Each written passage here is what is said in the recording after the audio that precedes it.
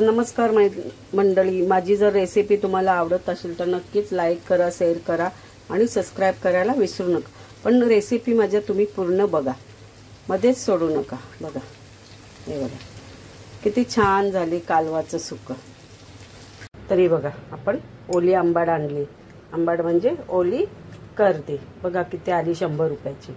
आणि त्याचं ना आपण फक्त शेपट आणि बगड काढायचं आहे। बघा, फक्त शेपट आणि बगड, आणि ह्याचं आपण कालवण बनवणार आहोत। तर पूर्ण रेसिपी बघा तर तुम्हाला समजेल याचं कालवण मी कसं बनवते ते। तर हे बघा, कांदा आणि मिरची आपण शिजवली। बघा, कांदा मिरची बघा शिजली। आता ह्याच्यात आपण आलं लसणाची पेस्ट टाकूया। आलं लसणाची पेस्ट टाकली।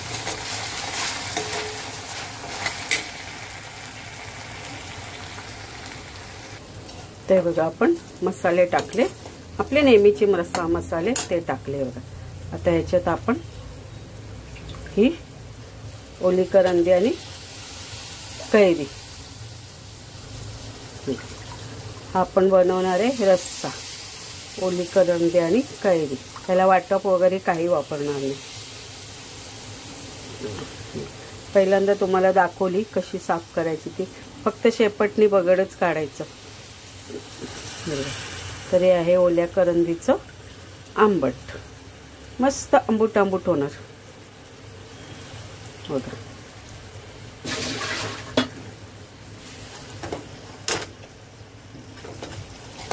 त्याला आपण मिक्स करून घेऊ।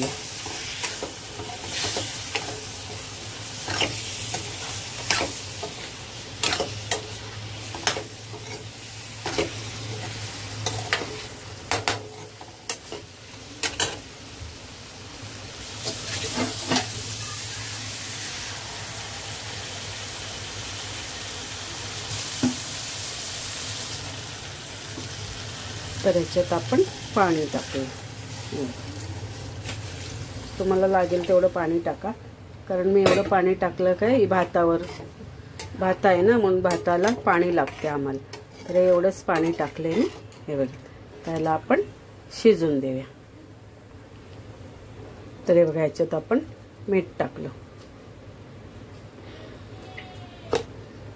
हे बघा, आता मस्त शिजते आहे। तर हे बघा, आता आपल्याला दुसरं सुकं बनवायचं। तर ते काय ते बघा, हे बघा, हे आहे मोठी मोठी कालवं। हे बघा, तर ह्याचं आपल्याला सुकं बनवायचं आहे। आणि त्याच्यात मी एक बटाट घेतलाय। हे बघा, बारीक बारीक कापून घेतलाय बटाट। हे बघा, तर आपल्याला ह्याचं सुकं बनवायचं। तर आपण इथे कांदा ठेवलाय पॅनमध्ये। हे बघा, कांदा ठेवले, कांद्याला आपण मस्त शिजून घेऊया। तर हे बघा, ह्याच्यात सुद्धा आलं लसणाची पेस्ट टाकते, आणि ह्याच्यात मी ही एक मिरची टाकते हिरवी,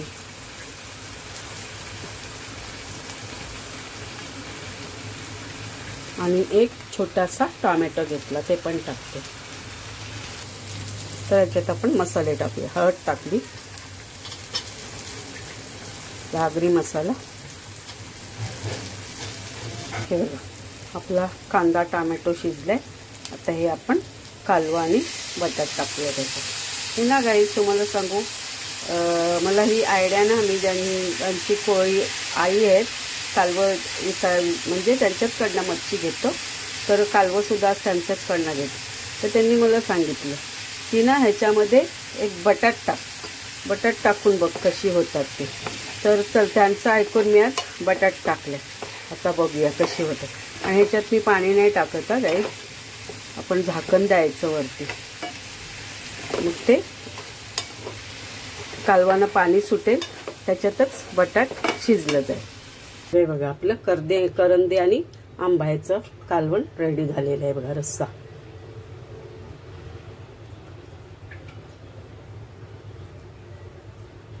हे बघा गाईस, पाणी तर टाकलं नव्हतं, पण झाकण ठेवलेलं, त्याचंच पाणी सुटलंय। तर आणि हे बघा, आपलं बटाट पण शिजलंय। हे बघा, बटाट पण शिजले। तर आपण ह्याच्यात मीठ टाकूया। हे बघा, हे झालं सुकं. कालवं बघा की बघा, कालवं बघा किती बारीक बारीक झाली. हे बघा, मीठ टाकलं, थोडंसं टाकलं, कारण हे खारी पाण्यात दगडाला असतात, तर मी मीठ थोडंच टाकलं. धुतले व्यवस्थित. आणि थोडंसं आहे बघा, थोडंसं पाव चमचा गोडा मसाला. हे बघा, आपलं कालव्याचं सुकं पण झालेलं आहे. आता ह्याच्यावर आपण थोडी कोथिंबीर टाकूया. हे कालवाचं सुकं बटाट टाकून.